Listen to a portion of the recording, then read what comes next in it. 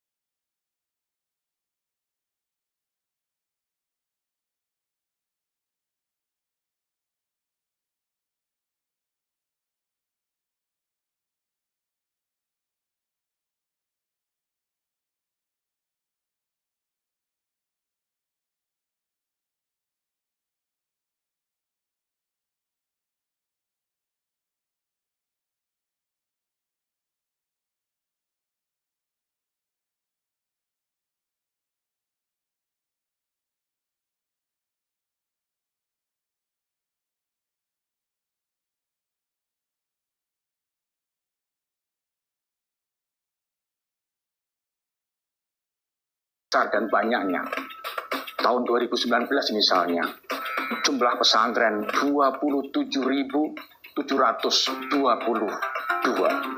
belum lagi jumlah santri yang aktif 4 juta, sekitar 4 juta. Banyak pesantren-pesantren yang memberikan kontribusinya, yang berjuang dan real telah berjasa pada bangsa kita.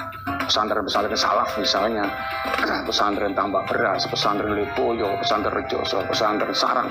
Banyak pola model pesantren di Indonesia karena saking banyaknya pesantren itu. Pola kepemimpinan dan respon terhadap perkembangan zaman ilmu dan pengetahuan, itulah yang melahirkan variatif dan keragaman pesantren kita. Tidak heran banyak gambaran dan model pesantren yang muncul di Indonesia karena basis keilmuan para kiainya dan juga karena ilmu yang dikaji dalam pesantren itu. Misalnya, ada pesantren yang fokusnya pada ilmu usuluddin atau ilmu tauhid, ilmu kalam.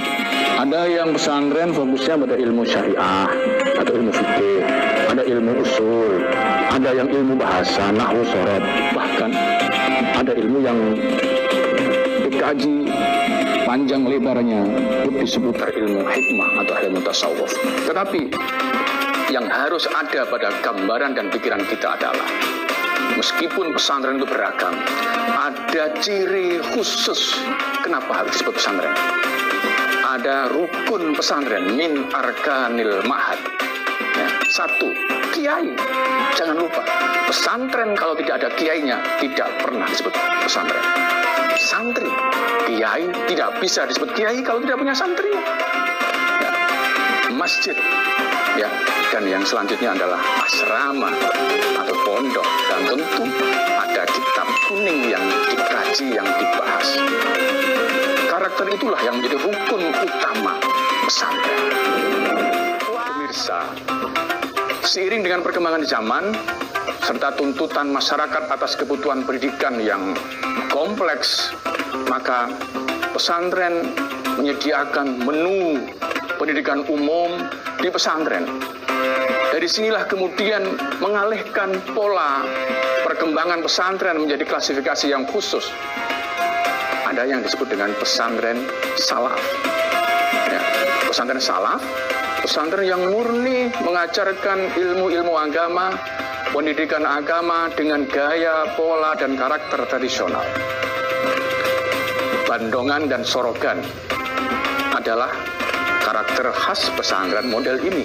Kitab kuning yang dikajinya adalah bersumber dari sosok kiai yang didengar, ditunggu-tunggu fatwa dan ceramahnya serta penjelasannya terhadap kitab-kitab kuning itu. Pesantren modern, pesantren yang sistem pembelajarannya menggunakan sistem pengajaran pendidikan umum atau kurikulum umum yang ditempatkan pada pesantren. Kombinasi inilah menjadi karakter khas dari pesantren model ini. Anak-anak santrinya sudah mulai dengan model-model yang lebih modern, dengan pakaian-pakaian yang tidak monoton seperti zaman pesantren klasik. Pakai pakaian aktivitas sosial, ikut kegiatan pramuka, ikut kegiatan kemasyarakatan yang ditata dalam kurikulum tertentu. Pesantren semi modern. Pesantren yang mengkombinasikan antara sistem salaf dan sekaligus bersama sistem modern. Karena itu model-model seperti ini menjadi varian dari pesantren yang tentu tumbuh dan berkembang sejalan dengan tantangan dan kebutuhan masyarakat. Di era sekarang dan ke depan akan banyak bermunculan pesantren-pesantren yang tematik non-keagamaan. Misalnya, pesantren teknologi, ya, pesantren pertanian, pesantren literasi, dan sebagainya. Dengan demikian, pesantren tidak bisa dikatakan sebagai semata-mata lembaga keagamaan murni. Tetapi pesantren adalah menjadi lembaga sosial kemasyarakatan, lembaga pendidikan yang hidup secara dinamis, terus merespon tuntutan dan problematika yang semakin sulit dan semakin kompleks dari tantangan masa depan bangsa.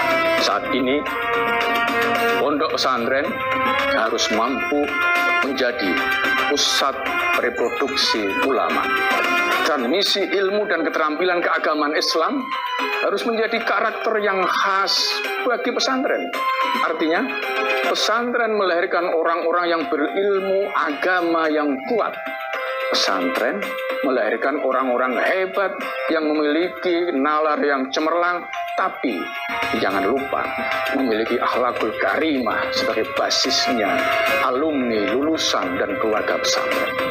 Pesantren harus mampu mengelola tradisi keislaman sebagai bagian dari kajian dan sebagai bagian dari kajian dan hazanah ilmu pengetahuan Islam. Misalnya, kajian soal ilmu-ilmu kalam, ilmu tauhid. Bidang teologi ini mengajarkan kita banyak pemikiran-pemikiran yang beragam dan tentu menjadi khasnya pondok. Pondok mengkaji, belajar, berdebat, dan dalam rangka untuk mendapatkan ilmu sehingga kemudian memiliki hazanah dan memiliki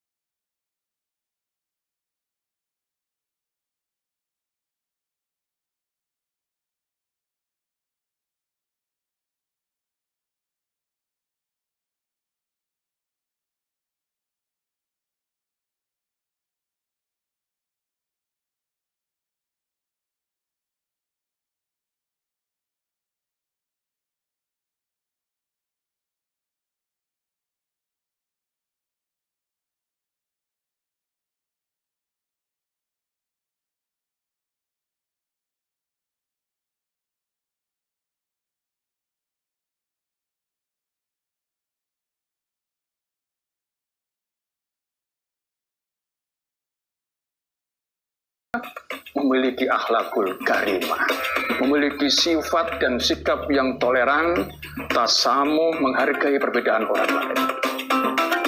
Demikian yang bisa kita jadikan inspirasi tentang sejarah dan perkembangan pesantren. Terima kasih. Wallahul muwaffiq ila aqwamit thoriq. Wassalamualaikum warahmatullahi wabarakatuh. Pertanyaan kuis untuk hari ini adalah 1. Pondok diambil dari kata funduk yang berasal dari bahasa A. Sanskerta, B. Arab, C. Melayu. Pesantren salaf adalah pesantren yang menggunakan pengajaran pendidikan umum. B. Pesantren yang menggabungkan sistem salaf dan modern adalah pesantren modern. Dan C. Kiai, santri, masjid, pondok, dan kitab kuning merupakan ciri khas pesantren.